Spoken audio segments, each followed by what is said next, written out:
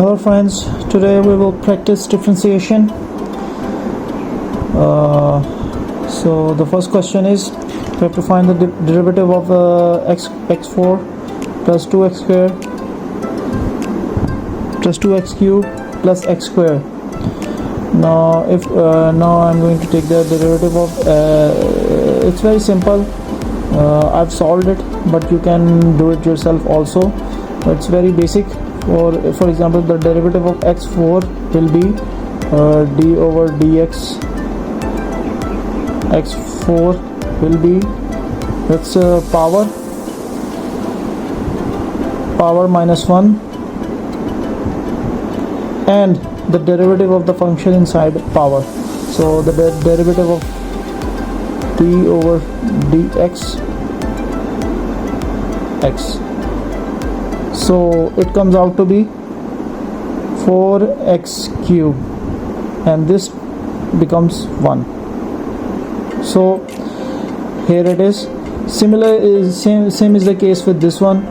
The derivative of 2x cubed will be 2 times 3 times x squared.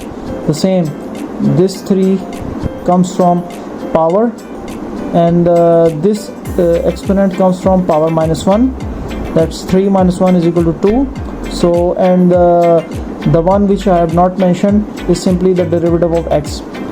It's like this: power minus 1 multiplied by the derivative of the function involved. So similarly, the derivative of x squared will be 2x. So the final answer is 4x cubed plus 6x squared plus 2x. Now here's another derivative. We have to find here's another example. We have to find the derivative of x raised to the power minus 3 plus 2 times x raised to the power minus 3 by 2 plus 3. So I'm going to take the derivative of this and use the power rule as I've previously used in this problem. So d over dx x raised to the power minus 3 plus 2 multiply d over dx raised to the power minus 3 by 2 plus d over dx 3.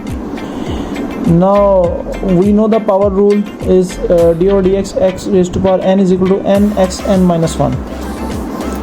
So using the power rule, it will the solution will be minus 3 power multiplied by x raised to the power minus 1. So the power was minus 3, so there will be another minus 1, so minus 3 minus 1, and the derivative of the function inside the power.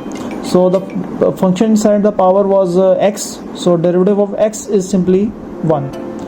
So this is the first term. The second term is 2 multiplied by power minus 3 by 2 as it is,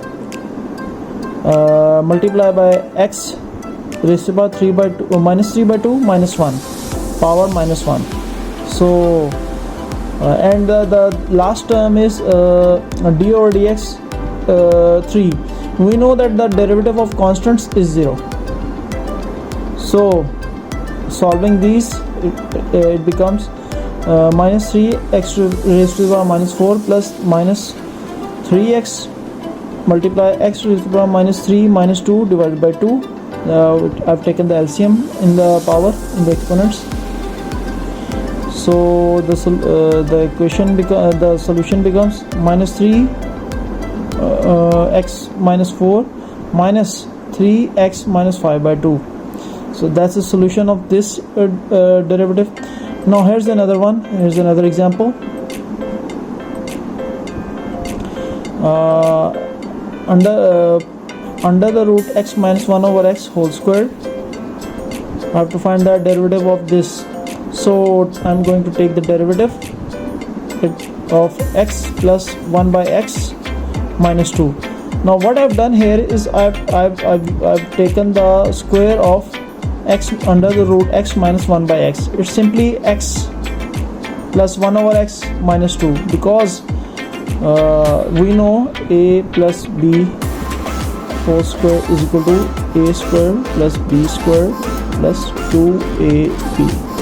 So if we replace a and b with under the root x and 1 over under the root x, it will become under the root x squared plus 1 over under the root x squared plus 2 into under the root x times 1 over under the root x.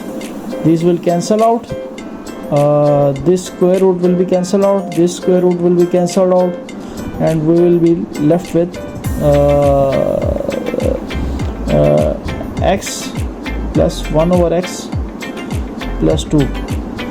Now if there is if we replace the minus sign with the plus sign, the final answer will differ by only this minus sign coming with the 2. So here it is, x plus 1 by x minus 2. Now I'm going to take the derivative of this expression, d over dx x plus d over dx x minus 1, x to the power minus 1 minus d over dx 2. So this is 1, this is again power, since the power of the derivative was minus 1, power minus 1, minus 1 minus 1 is equal to minus 2, and since this is a constant, so it's 0. So the final answer becomes 1 minus 1 over x squared is equal to this. That's the final answer. So I hope you begin to understand how the derivative and how the power rule works. Math is all about practice. The more you practice, the more you solve problems, the more you become expert at it. Same is the case with the calculus. The more you practice differentiation and integration, the better you will become over time. So it's all about practice. Just practice again and again and again and again, and you will get really good at it. So I hope today's lecture is useful for you, for the students who want to learn differentiation and integration. Thank you.